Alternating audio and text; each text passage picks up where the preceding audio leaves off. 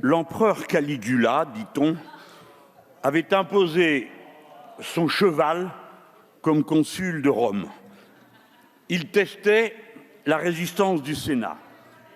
Emmanuel Macron applique le pass sanitaire.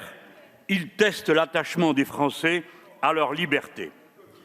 Le pass sanitaire n'aura aucun effet sur la santé des Français. Au contraire, on doit craindre qu'il puisse la menacer. Car la vaccination par la contrainte qu'il vise est déconseillée avec force par l'Organisation mondiale de la santé.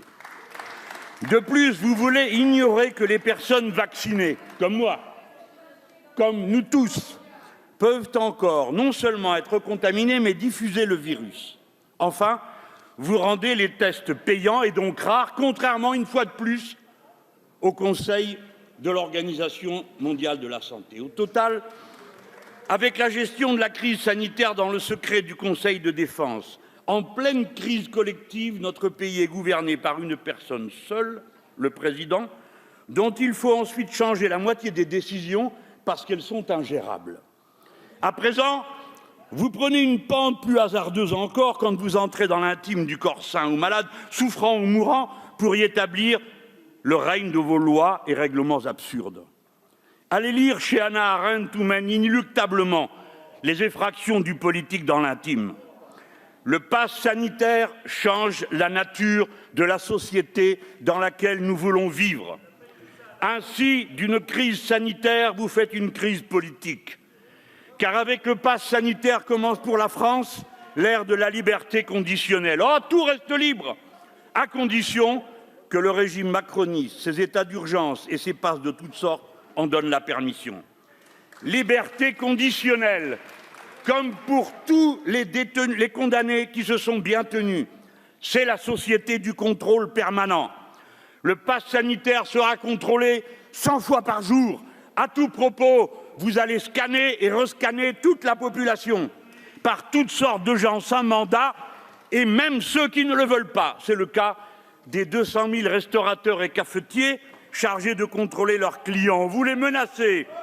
9 000 € d'amende et la fermeture administrative de l'établissement. Un travailleur vient travailler sans passe, son salaire est suspendu. S'il est en CDD ou contrat de mission, licenciement immédiat possible. Je note qu'avec une ostentation de classe assumée, vous n'imposez pas de passe sanitaire à l'entrée des conseils d'administration ni avant les assemblées d'actionnaires. Et si une personne testée positive, isolement forcé avec visite de police possible à la fin des contrôles, la BAC à domicile, pourquoi pas les braves. Un soignant non vacciné, suspendu, il doit apprendre à vivre sans salaire. Consternant régime où la menace sociale remplace tout dialogue. Évidemment, le règne de la bureaucratie du contrôle, ce sera l'absurdie. Pour vous, on se contamine dans les TGV, mais pas dans les RER. Le virus est présent dans les restaurants, mais pas dans les écoles.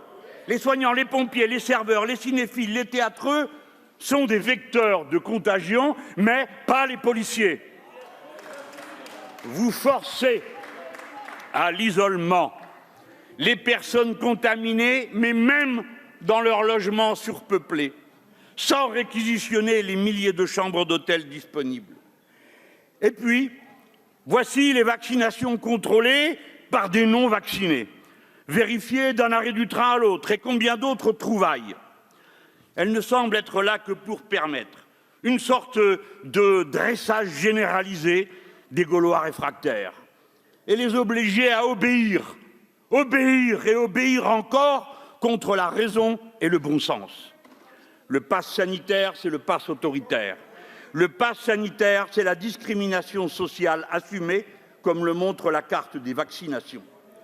Pourtant, la liberté est notre droit initial et nous n'avons aucun droit contre elle. Bien sûr, toute liberté a des limites, mais on ne peut les fixer qu'avec scrupule et les mains tremblantes.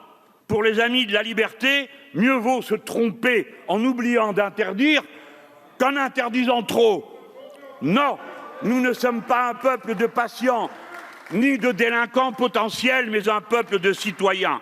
Et pendant que vous imposez ces absurdités, vous ne prévoyez rien pour organiser les roulements d'horaires de travail, rien pour les purificateurs d'air à installer partout, rien pour renforcer les moyens de l'hôpital public et faire revenir les 180 000 personnes qui ont quitté son service. Rien pour la rentrée de 12 millions d'élèves et de leurs enseignants. Que vont devenir les millions d'enfants non vaccinés à l'heure de la piscine, de la musique et de tous les temps extrascolaires? Enfin, vous continuez à vous opposer à la liberté de produire librement les vaccins, laissant les millions d'Africains à 2% de vaccination. Oui, nous avons bien senti le délire du moment quand vous avez fait revoter à 5 heures du matin, et cela pour annuler l'amendement présenté par Caroline Fiat. Il supprimait l'obligation du pass sanitaire s'il s'agit d'aller tenir la main d'un parent mourant. Malheureux, au secours, Antigone revient. Vous connaissez l'histoire à son sujet. Sophocle la raconte dans sa pièce 5 siècles avant notre ère. Contre la loi et contre son oncle au pouvoir qui le lui interdise, Antigone décide, au péril de sa propre vie, d'enterrer son frère condamné pour la rébellion à rester sans sépulture. Voici la leçon universelle et permanente. Le respect du droit de chacun est notre premier devoir. Depuis, il y a eu sur ce thème 10 pièces de théâtre, 10 films réalisés depuis 61, 11 opéras depuis 1762. Au total, 30 œuvres majeures depuis 24 siècles. Bref, vous aviez eu les moyens de savoir à quoi vous en tenir. Je résume. Dans certaines circonstances, on ne demande pas la permission. Aucune interdiction ne vaut contre le devoir moral. À cet instant, on n'attend pas la validation des contrôles et des paperasses de la bureaucratie que vous installez jusqu'aux portes de la mort. Dans ce cas, une fois de plus, ce sera un honneur de désobéir et d'être insoumis. Ici, nous n'avons qu'un devoir, dire si oui ou non ce texte permet d'affronter correctement la pandémie. Nous ne croyons qu'il ne diminue que nos libertés. Il faut donc le rejeter.